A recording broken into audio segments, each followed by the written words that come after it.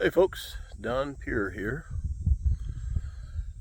I want to take you back to the place where I had a really cool experience last year, about a year ago, last August 2023. I had my grandson with me. My daughter and her kids come up for a few days to visit. Her husband had to work, so he couldn't come up, but come up. They had the UP State Fair here in the Upper Peninsula. So we went to the state fair for the day, came home, had to be about 10:30 at night, and he wanted to go look for Bigfoot. So he's always bugging me to go look for Bigfoot.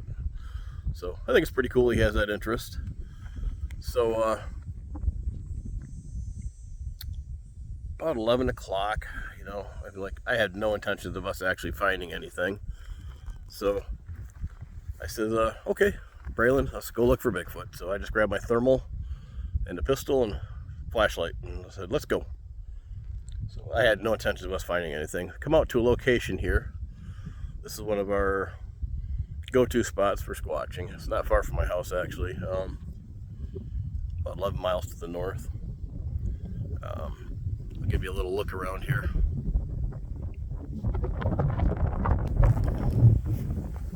Go that direction for several miles, you'll hit a paved 2-lane road. Go that direction about 20 miles, you hit US 2. Manistee River's about a half mile that way. And US 28 is about 15 miles that way. And in between all of this is basically a whole bunch of nothing. There's camps here and there, but this was clear cut about 2 years ago. We're up on top of a ridge right now, the highest point around here actually. So the interaction we had was that direction right over there. That woods right through there. So let me get back down to the bottom of the hill here and tell the story. Okay, so we came out here that night. I had my other truck, my Nissan Titan. We backed up right about there. We get out. Once again, I think nothing's going to happen. I thought actually after they clear cut all this, that was probably going to greatly affect the anything we experienced out here, but it didn't seem to. So we walk out kind of right in here, and also we hear a really odd, kind of creepy sounding scream howl from that direction. Not a typical Sasquatch scream howl. I've heard lots of them. So my adrenaline starts pumping, like, wow, we got action. Braylon's kind of freaking out, but he's excited at the same time. So I reassure him, tell him we're fine. I don't believe these things are dangerous most of the time, and I was armed, like I said. I had a Glock 10mm with me. So we walk over to about right about here, and once again off in that direction, which would be basically south, I believe, southeast. I start hearing Samari chatter, and mind you, it's pitch black out. I told him leave the flashlights off. I have my thermal. I'm scanning the entire time. I see nothing on thermal. So, and for those of you who don't know what Samari chatter, it's a form of language that Sasquatch use. It's the best way to describe it would be a combination of mumbling and Oriental language type thing. It's been studied by linguists, including a couple retired military linguists, and they all agree it's a language and it's not human, whatever it is. So my best imitation, here goes, what we heard.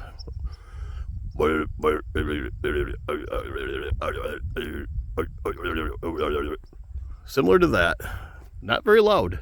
Not as loud as that. But it sounds like 3 or 4 individuals having a conversation. Now, I'm really excited, and Braylon's really freaked out. So, he's 8 years old, mind you. We're out here in the pitch black. We will come out to look for monsters, and we found them in his eyes. So, he wants to go. And I said, well, I'll tell you what, let's walk back towards the truck and see what happens, okay? Okay, he was good with that. So, we walked back this way.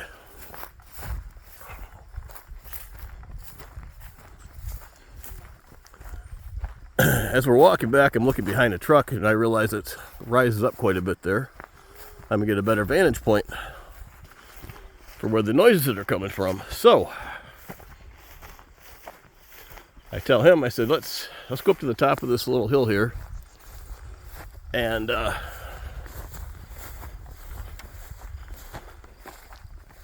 go up there. We'll get a little better look. So we get about halfway up there, and I stop, and I'm scanning, you know, with the thermal. The thermal records that I have, so I'm trying to get some recording. I want to get one stepping out so I can, you know, get a clear view of them. So as we're up there, into the tree line there, something breaks a very large piece of wood. Large branch, something. You hear crack, and it was close. Probably 20, 30 feet. Once again, nothing on thermal. At this point, Braylon's, he wants to go, and he wants to go now. So, I don't want to terrorize the poor little kid. I mean, I'm having some of the, you know, a really cool experience. But, I mean, I've never heard Samari chatter before. And, you know, we got him obviously interested in us. So, you got to weigh the, you know, I'm not gonna freak the kid out, not gonna traumatize him. So we go back into the truck, and okay, let's go home. So that ended our encounter, kind of on a similar funny note, all the way home, which is dirt most of the way. He's hanging out the window of the truck with a flashlight, looking behind us, making sure nothing's chasing us. I thought that was kind of cute. But yeah. A lot of weird stuff out here. I've never encountered a ton of stuff here. There's a place over by Scandia where I've had a lot more action than here, but this is just an odd spot here. When I've been out here, I mean, there's not a lot of wildlife here. I mean, right now I hear some birds, and I hear cicadas and stuff, and I mean, that's more than you usually hear out here. Right here on this hillside, this till a couple years ago, this is all real tall, mature red pines till they cut them. And we were out here one night walking, me and a couple other guys. I had my thermal, and the mountain lion was right on the side of the hill here. It was laying down, it stood up, got a perfect broadside view of it, and it trotted off in that direction. Only mountain lion I've actually seen up here so far. Right there gives you an idea. These are pretty good size, you know, red pines. Another one there. So I mean, they were spaced far apart, but you could see up the hillside. But I mean, there was nice mature red pines here. So kind of a neat area. Had a lot of weird activity in this general area. So I hope you found that story entertaining. I find it entertaining every time I think back on it. Very cool experience. My only experience with Samari chatter so far. All right, peace out.